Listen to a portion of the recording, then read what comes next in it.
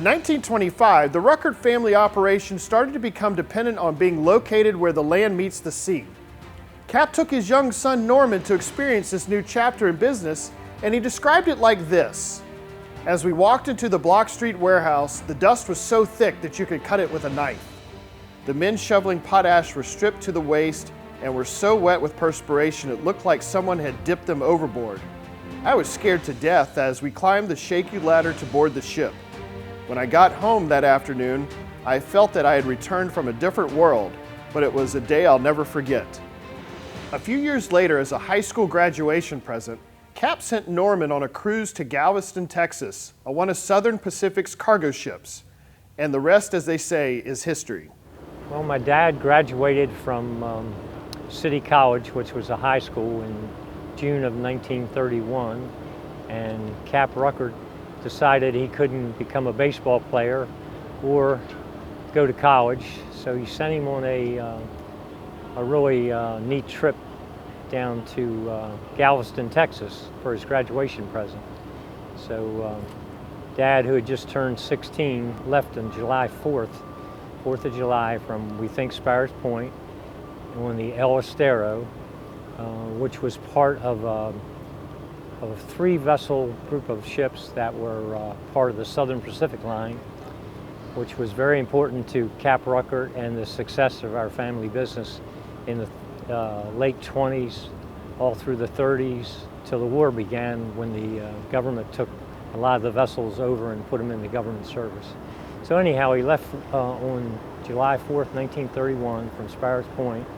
Dad did a little bit of work on the vessel and a lot of eating, and they treated him like almost like an honored guest, and he wrote some about 10 pages of notes, mostly about what he ate, but also about the vessel and the trip. Saturday, July 11th, 1931. I was too hot to sleep, and so I got up about 4:30 a.m. The boat started for the wharf around 5 a.m. From the anchoring place to the wharf are many interesting things. We docked at 6:30 a.m. and the men at the pier began to unload. I had breakfast with the captain. Took him to fancy hotels for lunch and supper. And we saw Jean Harlow and Public Enemy at a movie. After that, we went to the Fremont Cafe. He even reported the scores of the baseball games, you know. We then went to the Houston baseball park and saw two good games. Houston 6-1, Galveston 4-2. Yeah, 9 or 10 years later, after Dad took his trip, and the El Estero and her two sister ships were federalized and as part of the Merchant Marine, and made many trips to Europe with munitions. And one of the trips was attacked by, the convoy was attacked by the German submarines, the Wolf Pack. Convoy PQ-13 was part of a regular Arctic run to Russia. It was dangerous and deadly work, and many ships were sunk. Estero was fortunate to get through and survive. By this time, Norman was in the Army and had also become a captain involved in transportation and logistics, much like his father had in World War I at Camp Holabird. During his tenure, Norman served at the Philadelphia embarkation point, sending troops overseas. In April 1943, El Estero would be docked at the Caven Point, New Jersey Finger Pier near the Statue of Liberty. She was filled with 1,500 tons of munitions for her next Atlantic convoy. After they finished loading her munitions and they were lighting up the boilers, they had a flash and a fire started, and a tremendous fire on the El Estero happened. And there were ships nearby loaded with munitions also, and there were boxcars on the wharf nearby, all full of munitions.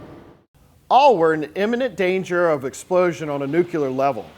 The only possible solution was to tow the flaming El Estero away from the ammunition-laden docks and flood her with water from fireboats. Everyone involved understood this was a potential suicide mission. Tugs towed her away from the volatile docks while fireboats pummeled her with water for hours, sinking the ship and averting disaster. The heroics of the tugboats, fireboats, and the U.S. Coast Guard saved Lower Manhattan and Jersey City from a hellish explosion. As we researched Dad's trip on the El Estero to Texas, we were surprised to find all the other historical links. Norman authored history books, created a maritime museum in Fells Point, and oversaw the rebuilding of the Lazaretto Lighthouse while serving as president of Rukert Terminals. He was the second generation to lead and expand the family business where the land meets the sea. I can remember as a kid when I used to have to work late.